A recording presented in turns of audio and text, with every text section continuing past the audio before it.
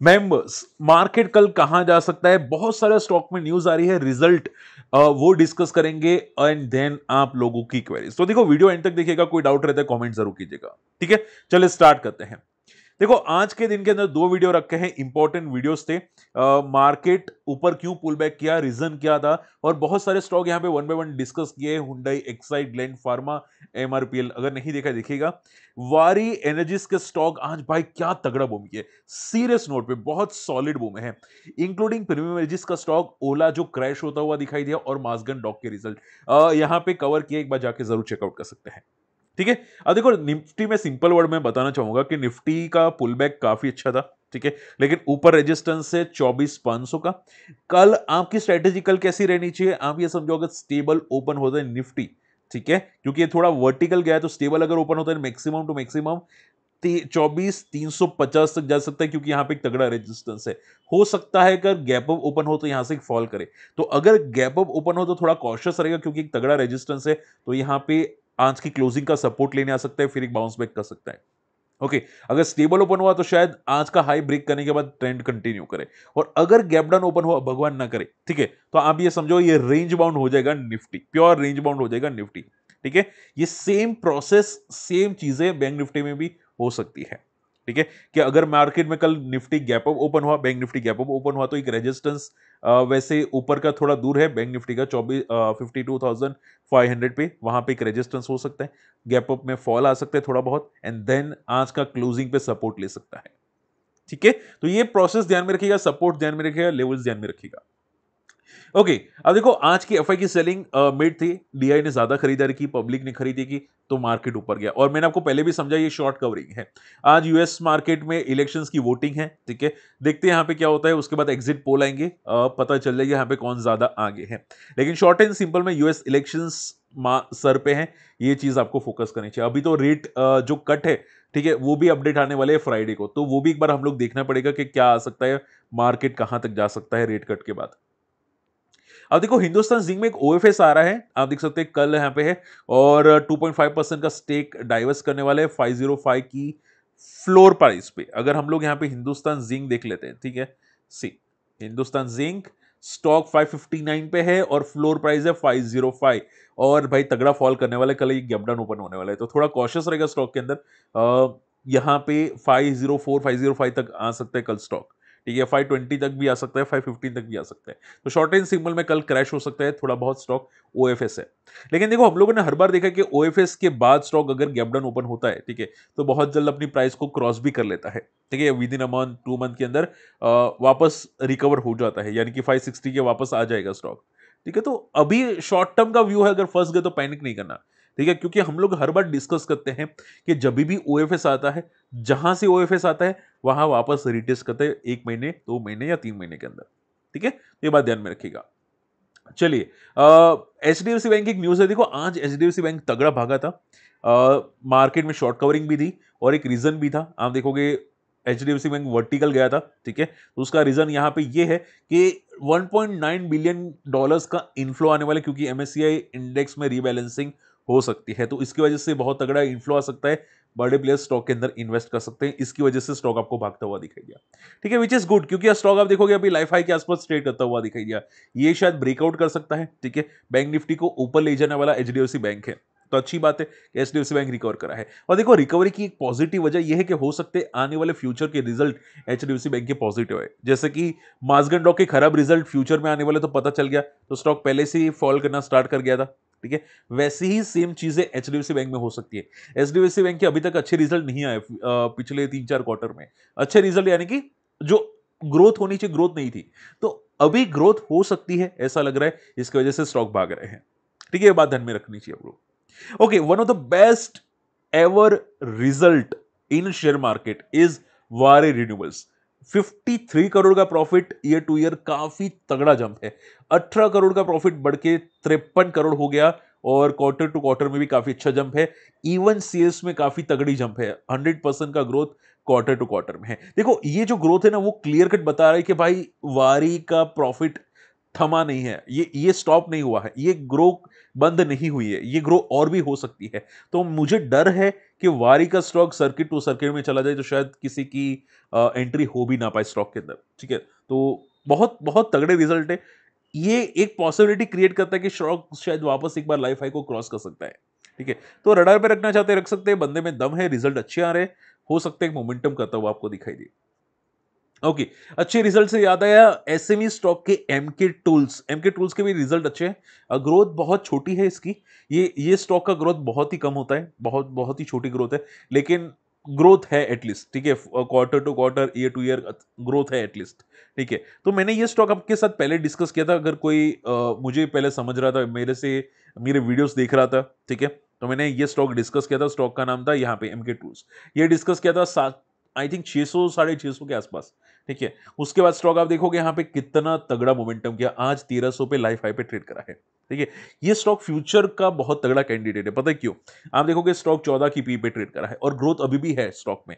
ठीक है, तो बहुत बहुत तगड़ा स्टॉक है ये स्टॉक, मेरा one of the best ever stock है। ठीक है, एसएमई स्टॉक के अंदर।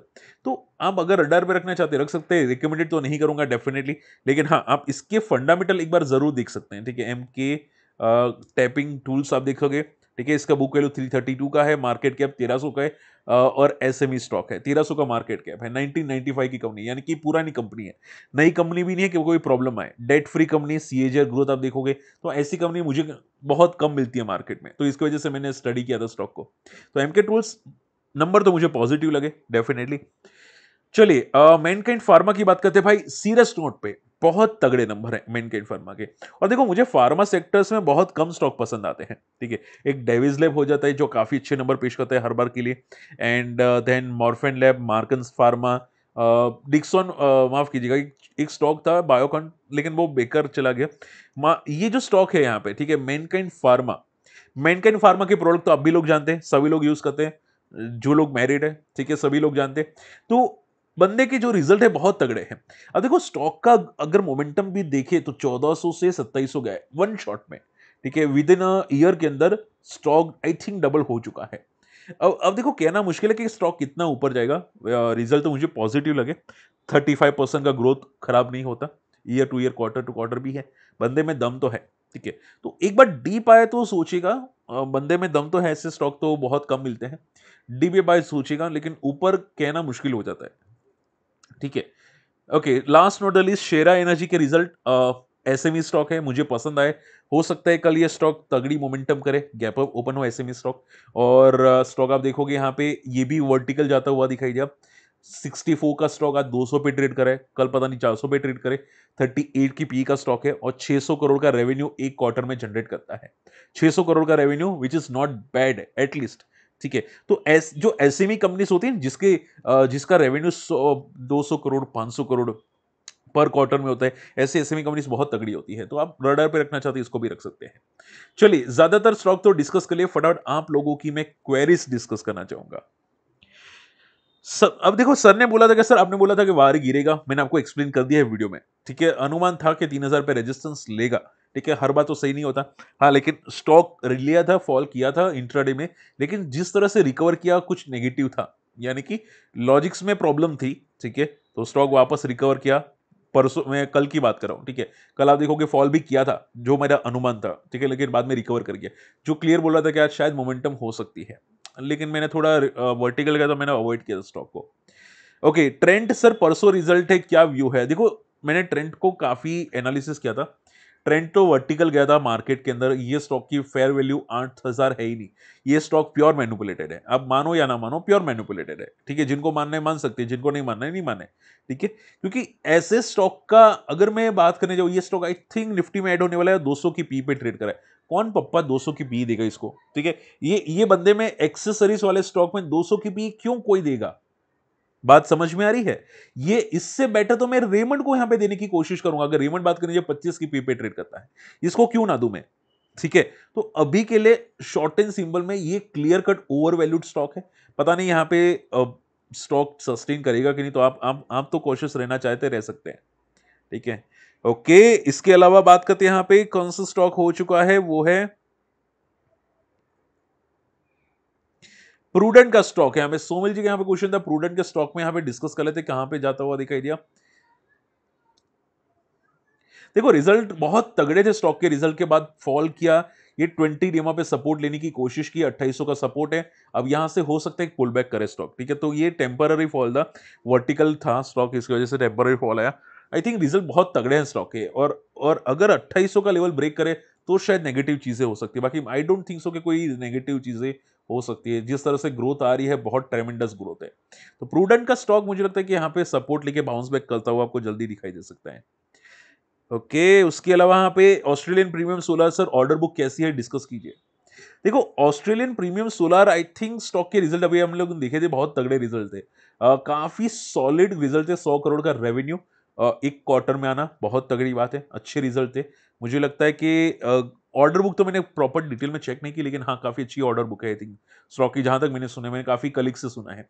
तो देखो मैं इसमें वेट एंड वॉच करूंगा स्टॉक, क्योंकि थोड़ा स्ट्रेच हो चुका है स्टॉक, ठीक है। बंदे में दम जरूर है, हो सकता है कि स्टॉक यहां से वापस 600 को क्रॉस करके 1000 तक जाने की कोशिश करे, ठीक है। तो अभी के लिए तो साइडवेज है स्टॉक, एक रेंज बाउंड है, लेकिन मोमेंटम कर सकता है स्टॉक, ठीक है। ऑस्ट्रेलियन प्रीमियम सोलर मोमेंटम कर सकते हैं, 400 पे सपोर्ट है, शायद जल्दी तोड़े नहीं स्टॉक, ठीक है। मासगन डॉग मैंने कवर कर दिया है मेरे भाई, आप जाके जरूर चेकआउट कर सकते हैं। एक आ जाता है एनएफएल, सर कवर कर दीजिए प्लीज, तो यहाँ पे एनएफएल में कवर कर देता हूं।